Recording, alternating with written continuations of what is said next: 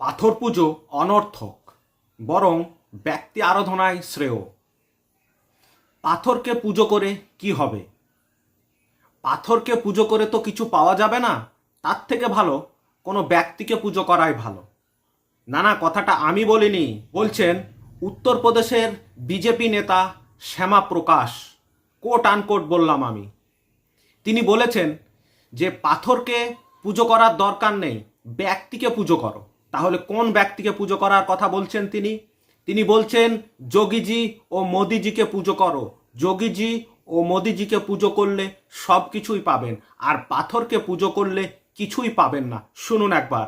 हमारे योगी जी और मोदी जी निश्चित ही एक भगवान के रूप में अगर उनको मान लें तो कोई बुराई नहीं है, क्योंकि वो हमको कुछ दे सकते हैं, उनमें हमको कुछ देने की क्षमता है।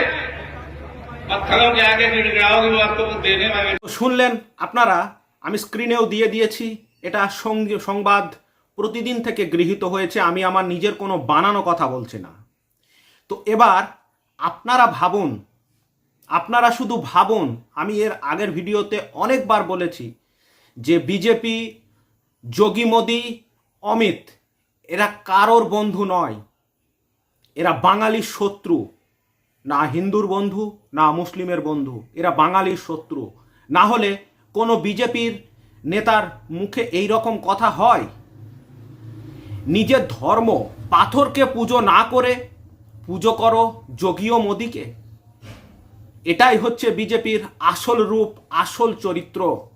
বন্ধুরা, ভিডিওটাকে ছড়িয়ে দিন প্রত্যেকের মাঝে, প্রত্যেকের হৃদয় একটু জেগে উঠুক, প্রত্যেকের হৃদয় একটু জেগে ওঠা দরকার আছে। এই সত্যটা জানার দরকার আছে, কারণ এরা উপরে মুখোশধারী, ভিতরে শয়তান বাস করে।